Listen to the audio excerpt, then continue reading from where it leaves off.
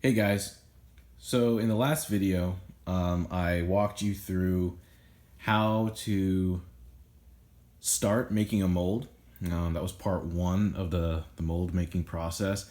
And it's primarily focused on how to prep the piece with, remember, the modeling clay to make the lip around and the seam line, and then what kind of silicone to use, how to apply it, and so on. So you can see here, I have completed it. The silicone off camera. So we've got both edges, both sides, I should say, multiple coats. I did 2 coats before I ran out of silicone. Typically, I would prefer to have done 3, but 2 is going to have to do. Have the seam line remained, use Vaseline to lubricate the seam line to prevent each side of the mold from bonding to the other side. And so now we're ready for part 2. In part 2, we're going to make an exterior mold because this, and you can see here, I've got some silicone that dripped off during the mold making process. You can see it's just super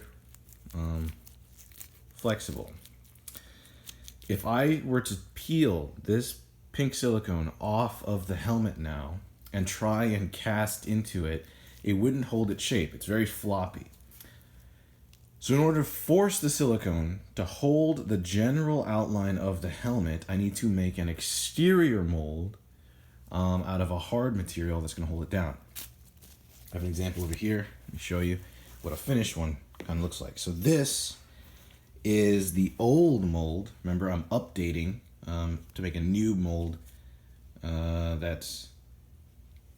has fewer imperfections. So this is the old mold. You can see the pink. This is the interior of the mold once you've removed the helmet. This is the silicone. Here, you can see it's very flexible. If I remove this, it doesn't hold its shape. This is what we're going to start working on creating. This is the exterior mother mold. It's made out of 2 layers. The first layer is plaster gauze, or some people call it Modroc. It goes by a variety of different names. And then the exterior layer is a hardened fiberglass. Now you can do a lot of things, make this in a lot of different ways. I use this stuff called aqua resin because it's solid, it's strong, it's not brittle, or not too brittle anyway, and it's not toxic, so you can use it indoors. A lot of other fiberglass resins you cannot use inside, so I use aqua resin, and I'll show you guys that later. But for now, we're going to work on the Modroc first coat. You'll notice there are 2 kind of indentations here. I ran out of silicone to do this in my updated version, but ideally this is what you want to do. These are called keys to help make sure that when I go and I lay this back in, I know for a fact it's in the right position. I didn't put this in lopsided or twisted or tilted, because those register keys, which are large protrusions on the silicone, fit perfectly into the slots in the Modroc. Now, I didn't make that over here, ran out of time, but typically speaking, in order to make those, all I do is I pour silicone into a cheap ice cube tray, let that dry, pop those out, and then use those as the keys. Stick them on to the original silicone with more silicone.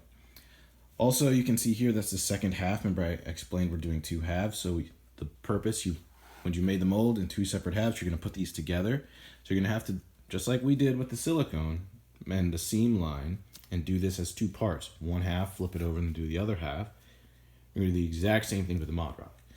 Now, in order to use Modroc, this is actually really, this is going to be a quick video because it's the most simple portion of this whole process.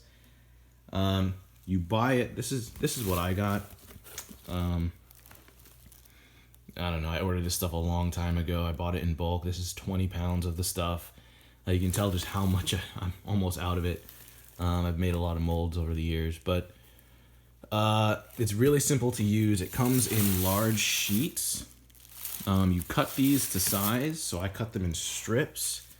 So you can see thinner strips here that I will lay across.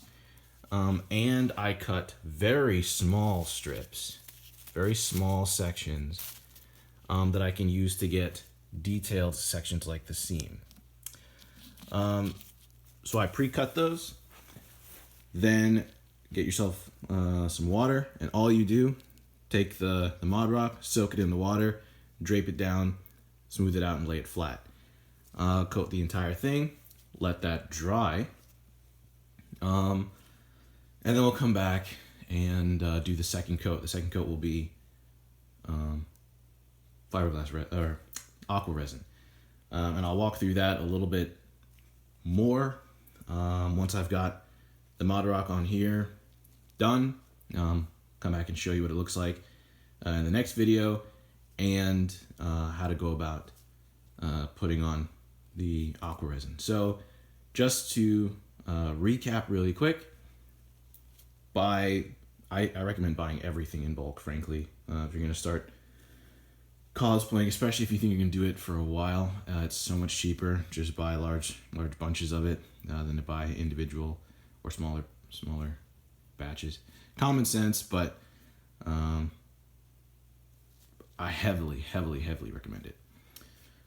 So get some Modroc or just plaster impregnated gauze.